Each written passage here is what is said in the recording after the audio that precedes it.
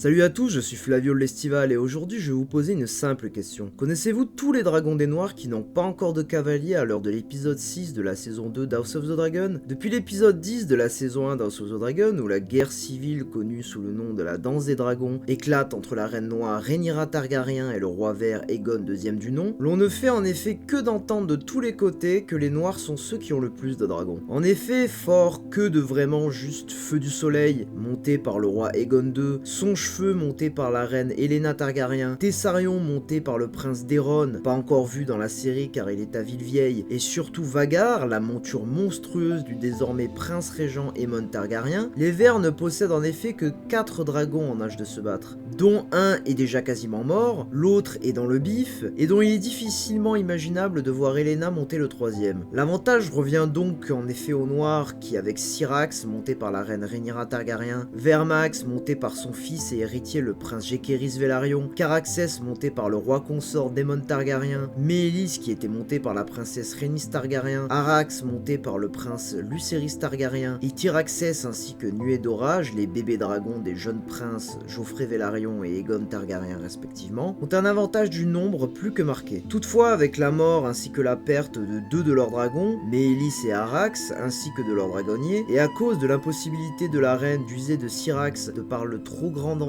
pour sa vie que son engagement à la bataille représenterait, ainsi que le départ de Daemon et de Caraxès pour Harrenhal où il monte sa propre armée, il est alors nécessaire pour les Noirs d'augmenter leur nombre de dragons et surtout de dragonniers. Si les Verts ont l'avantage de tenir la capitale et la monstrueuse Vhagar de leur côté, les Noirs ont celui de tenir Père Dragon, où la majorité des dragons Targaryens et Velaryon résident alors, sans dragonniers pour les monter, ce qui motive le plan des semences de dragons. Il s'agit de Fumée des Mers, Vermithor, Aile d'Argent, Gris Spectre, le Cannibale, ainsi que de manière plus distincte, Voleur de Moutons. De grands dragons tous aptes et rompus au combat. À travers cette analyse, je vous invite donc à les découvrir avec moi, et rassurez-vous, cette vidéo sera garantie sans spoiler pour House of the Dragon, étant donné que je compte faire une vidéo sur tous les dragons du lore une fois le final de la saison 2 passé. Fumée des Mers était un dragon, apparemment mâle, monté par Laenor Velaryon. Il était de couleur gris-argent clair. Fumée des Mers naît probablement d'un œuf de dragon placé dans le berceau de Laenor à sa naissance, selon la tradition de la maison de sa mère, la princesse Rhaenys Targaryen. En l'an 101, Laenor a 7 ans et possède déjà Fumée des Mers, mais il n'a toujours pas volé sur lui. L'animal fait son orgueil et sa passion. Comme on le voit dans House of the Dragon, Laenor Velaryon utilise son dragon pendant ses combats dans les degrés de pierre, ce qui vaut à Fumée des Mers, bien qu'il est un jeune dragon, d'avoir une forte expérience du combat. Après la mort de Laenor Velaryon en l'an 120 à Port et d'Épices, Fumée des Mers retourne à l'état sauvage sur l'île de Père Dragon. Il établit son antre dans une caverne de Mondragon. En l'an 129 éclate la danse des dragons. Au cours du premier conseil noir, la princesse Rhaenys Targaryen recommande de trouver des dragonniers pour chevaucher les dragons de l'île et les mener à la bataille. Toutefois, dans l'immédiat, le parti de la prétendante Rhaenyra Targaryen sait ne pas pouvoir compter sur eux. Vers la fin de l'an 129, le prince de Père Dragon Jaehaerys Velaryon promet au cours de la Semaison Rouge des terres et la chevalerie à n'importe quel homme parvenant à maîtriser un dragon. Fumée des Mers ayant déjà été monté, il tolère mieux la présence des humains. Sir Stéphane Sombrelin, lors de commandant de la garde Régine de Rhaenyra, trouve la mort en tentant de le dompter. Mais le dragon finit par accepter d'être monté par un garçon de 15 ans, Adam de Karen. Le fait qu'il parvient à monter l'ancien dragon de Laenor Velaryon semble confirmer les allégations de sa mère, Marilda de Karen, qui prétendait que Laenor était le père de ses fils bâtards. Peu après, Lord Corlys Velaryon demande et obtient que ses fils de Mérida soient légitimés par la reine Rhaenyra Targaryen et prennent le nom Velaryon. Dans la série, il est clairement précisé qu'ils sont les fils de Corlys et non de Laenor. Lorsqu'Aline de Karen, frère cadet d'Adam, essaie de dompter Voleur de Moutons, le dragon crache son feu sur lui. Il n'évite la mort que grâce à Fumée des Mers qui met en fuite son congénère. Vermithor, dit la Furie des Reins, était un dragon apparemment mâle qui fut monté par le roi des 7 couronnes Jaehaerys Targaryen premier du nom. Ses écailles et ses ailes étaient couleur bronze et beige. D'après la légende, en l'an 34, la princesse Rhaena Targaryen aurait placé un œuf de dragon dans le berceau de son frère nouvellement né, Jaehaerys. De cet œuf serait sorti Vermithor, qui se lia aussitôt à l'enfant. En l'an 42, le père de Jaehaerys, le roi Aenys Targaryen premier du nom, meurt à Père Dragon au cours de la guerre de la foi. Durant ses funérailles, Vermithor aide Vif-Argent et Aile d'Argent à bouter le feu à son bûcher. Peu après, l'oncle de Jaehaerys, Maegor Targaryen premier du nom, usurpe la couronne. En l'an 44, Jaehaerys, sa mère, sa sœur et leur dragon échappent à la surveillance de Maegor et trouvent refuge à accalmie auprès de Rhaegar Baratheon. En l'an 48, Vermithor est assez grand pour être monté par Jaehaerys. Celui-ci déclare cette même année cerner ses prétentions au trône de fer contre son oncle Maegor. Le principal soutien de Jaehaerys, Lord Rogar Baratheon, semble projeter d'utiliser Vermithor et Aile d'Argent, montés par la sœur de Jaehaerys, Alysanne Targaryen. Ils sont rejoints par Rhaena Targaryen montée sur son dragon Sonchefeu, et ensemble les trois dragons sont aperçus au-dessus de Port-Réal 9 jours après la mort mystérieuse de Maegor Ier. Au mariage d'Alyssa, Vermithor et Aile d'Argent font grande impression sur la population de Port-Réal. La même année, Jaehaerys fuit sur le dos de Vermithor à Pendragon afin de pouvoir épouser sa sœur Alysanne en secret. En l'an 50, ayant atteint la majorité, Jaehaerys revient à Port-Réal. Il survole la ville 3 fois avant de se poser,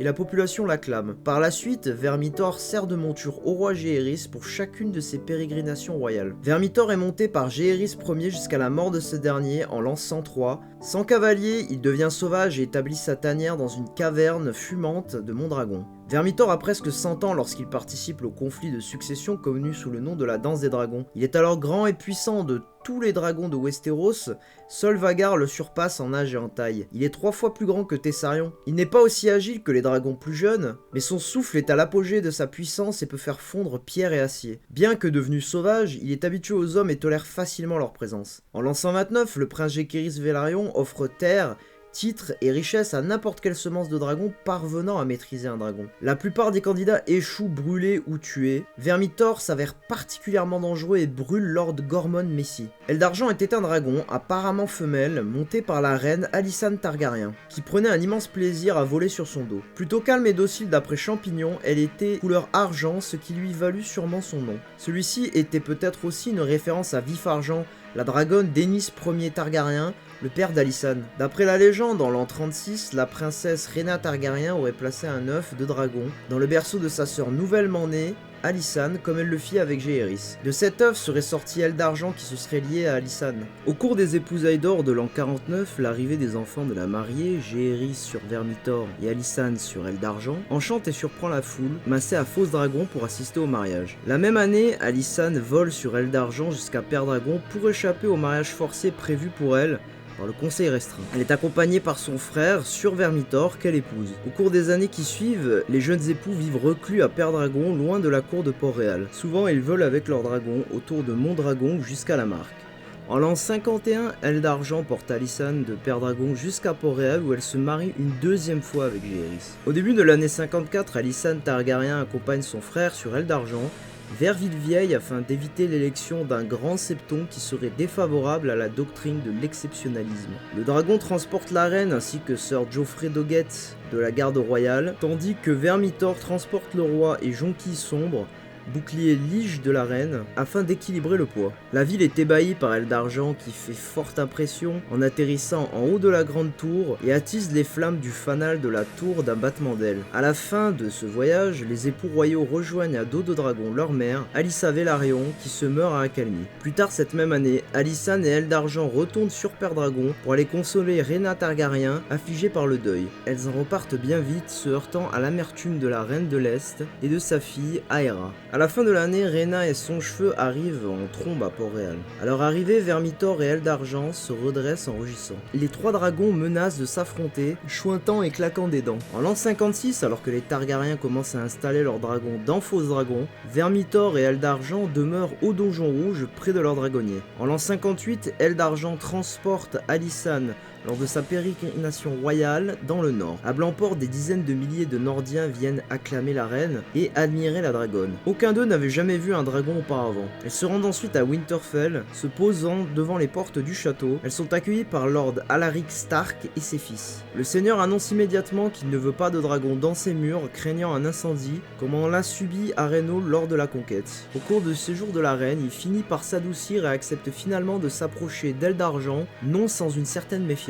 Alysanne se rend ensuite sur son dos jusqu'au mur. Les hommes de la garde de nuit sont stupéfiés par la créature. Alysanne remarque toutefois qu'Aile d'Argent n'aime pas le mur. Elle chointe et claque des dents à chaque rafale de vent. À 3 reprises, la reine survole Château Noir et tente de voler au-delà du mur. Mais Aile d'Argent refuse systématiquement. La reine est troublée car jamais auparavant la dragonne n'avait refusé de l'emmener là où elle lui demandait. Ayant retrouvé Jaehaerys à Winterfell et ayant encore visité Carthoren et Tertrebourg, les deux dragonniers montent leur dragon pour réaliser le voyage de retour jusqu'à Port-Réal. En l'an 82, la reine se rend sur son dragon au chevet de sa fille enceinte, Daela Targaryen, aux Ériers. Au début de la seconde querelle, en l'an 92, Alysanne monte sur Aile d'Argent et quitte Port-Réal pour rejoindre Père Dragon où elle reste 2 ans. En l'an 93, l'âge et la fatigue accablent Alysanne. Elle monte Aile d'Argent pour la dernière fois. Elle descend péniblement de son dragon en pleurant. 7 ans plus tard, Alysanne meurt, laissant Aile d'Argent sans dragonnier. Aile d'Argent passe une trentaine d'années sans dragonnier attitré. Elle a établi son antre dans une caverne de Mondragon sur Père Dragon, lorsqu'éclate la danse des dragons. Aile d'Argent est jugée être la dragonne la plus docile de l'île. Aussi, plusieurs aventuriers tentent de la monter, en particulier le bouffon nain de la reine,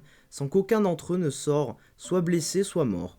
Gris Spectre était un dragon sauvage, apparemment mâle, vivant sur Père Dragon durant la danse des dragons. Il était gris pâle, de la couleur du brouillard matinal. Les habitants le nommèrent ainsi car il était très timide et discret, fuyant les hommes et leurs ouvrages. Rarement observé, il préférait se nourrir de poissons qu'il pêchait dans le détroit. Son antre était situé sur Mondragon, dans une des cheminées du volcan. Certains partent à la recherche de Gris Spectre dans le but de le revendiquer dès que la danse éclate, mais sans succès, notamment Aline de Karen. En l'an 130, les marins volontins du Nyceria aperçoivent un dragon doré et un dragon gris s'affrontant au large du mont Dragon. Ils racontent cette histoire partout à Père Dragon et des pêcheurs contournent la montagne et trouvent le cadavre brûlé et brisé d'un dragon. Coupé en deux, déchiqueté et en partie dévoré, la couleur de ses écailles et de ses ailes permet toutefois de le reconnaître comme étant Gris Spectre. Sir Robert Coin, le gouverneur de l'île, attribue par erreur sa mort au cannibale et ne pousse pas davantage l'enquête. Le cannibale était un dragon sauvage, apparemment mâle, vivant sur Père Dragon durant la danse des dragons. Il était noir comme le charbon et avait de funestes yeux verts. Les habitants le nommaient ainsi car il était réputé pour manger les carcasses de dragons morts, et il fondait parfois sur les garderies de Père Dragon pour manger les œufs et les jeunes dragons éclos. À l'époque de la danse des dragons, le cannibale était le plus gros et le plus vieux des dragons sauvages de Père Dragon. Certains habitants croient qu'il s'est installé sur l'île avant même l'arrivée des Targaryens, mais le grand maître Munken, le Septon Eustace et l'archimestre Geldane jugent cette hypothèse peu probable. Son antre, situé non loin de Mondragon, est couverte d'ossements appartenant à la douzaine de candidats ayant tenté de le maîtriser. Durant la Semaison Rouge, aucune semence de dragon n'est assez stupide pour tenter l'expérience avec le cannibale, du fait de la réputation de ce dernier. En tentant de maîtriser Voleur de moutons, Denis l'Argenté, un homme prétendant être le descendant d'Abatar de Mégor Ier, a le bras arraché. Alors que ses fils essayent de panser ses blessures, le cannibale apparaît, chasse Voleur de moutons et les dévore tous. Il existe beaucoup de rumeurs et de fantaisies sur la taille et l'âge présumé du cannibale. Certains dans la communauté théorisent qu'il était plus gros que Vagar, voire même que de Balerion la Terreur Noire, ou d'une taille similaire, tandis que d'autres le comparent plus à Vermithor. Une vidéo spécifique à son sujet est sûrement nécessaire pour démêler le vrai du faux. Voleur de moutons était un dragon sauvage apparemment mâle, vivant sur Père Dragon durant la danse des dragons. Les insulaires le nommèrent ainsi en raison de son goût pour la viande de mouton. De couleur brun sale, il était plutôt laid et avait un très mauvais caractère, hargneux et vicieux. Voleur de moutons naît alors que Jaehaerys Ier Targaryen est encore jeune. Il installe son antre sur Mondragon. On l'aperçoit chasser sur Lamarck et la Wend. Raffolant de moutons, il n'attaque généralement pas les bergers, sauf si ces derniers tentent de lui nuire, mais s'en prend toutefois aux chiens gardiens des troupeaux. Durant la Semaison Rouge, Voleur de moutons tue à lui seul plus de candidats que tous les autres dragons réunis. La bête arrache le bras de Denis l'Argenté et cause la perte de sa famille quand le cannibale apparaît. Aline de Karen tente de le dompter également, mais sans succès. C'est finalement Horty, une adolescente, qui réussit à le dompter en le nourrissant de moutons